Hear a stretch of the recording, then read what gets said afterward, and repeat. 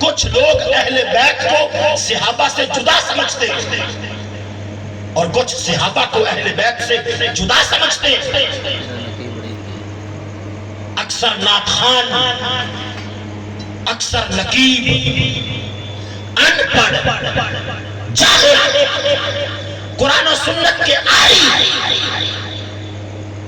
اہل بیت در والے ہیں. اہل بیت جو ہے وہ گھر والے ہیں، صحابہ در والے ہیں. کون سی قرآن کی ایسی آیت ہے جس نے یہ ونڈی ڈالی ہے؟ یہ تقسیم کہاں سے ہوئی؟ ہم صحابہ کو صحابہ کی ذات کی وجہ سے نہیں مانتے. ہم اہل بیت کو اہل بیت کی ذات کی وجہ سے نہیں مانتے.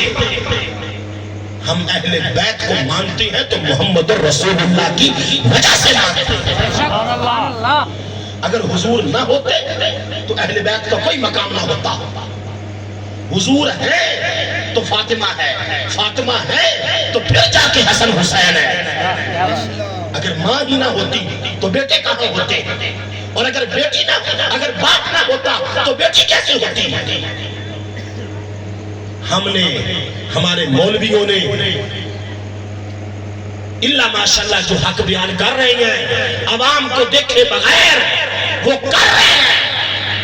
لیکن اکثریت کی میں بات کر رہا ہوں. اہل بیت کو ماننے بغیر ایمان مکمل نہیں. نہ قرآن قبول، نہ نماز قبول، نہ حج قبول.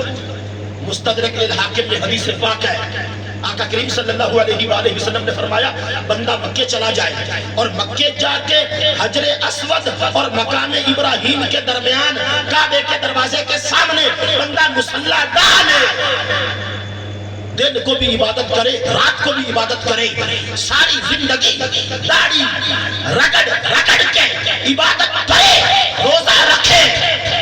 اگر دل کے کروڑویں حصے میں بغض اہل بیت کی ایک قطری ہو تو رب ساری عبادتیں، دیکھو عجم میں نہیں، عرب میں نہیں، مکے میں نہیں، مطاف میں نہیں، مقام ابراہیم کے پاس کعبے کے دروازے کے سامنے جہاں پہ ایک نیکی 1,00,000 نیکی کے برابر ہے، لیکن ریزلٹ 0 نکلا.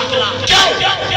کہ دل میں، یار سارا دل بھی نہیں، دل کے کروڑ ٹکڑے کرو. جو کروڑواں ٹکڑا ہے اس کروڑویں ٹکڑے میں اگر بغض اہل بیت تھوڑا سا بھی ہے تو رب ذوالجلال کو اپنی وہ عبادت قبول نہیں ہے. اور صحابہ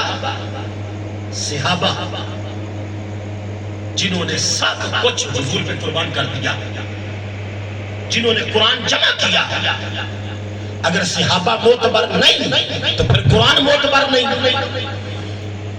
کیونکہ قرآن جمع کرنے والے صحابہ حضور کے دین کو آگے، حضور کے دنیا سے ظاہری پردہ کر جانے کے بعد زمین کے ٹکڑے پر پہنچانے والے صحابہ، حدیثوں کی روایتیں کرنے والے صحابہ، قرآن کی آیتوں کی تخریج کرنے والے صحابہ.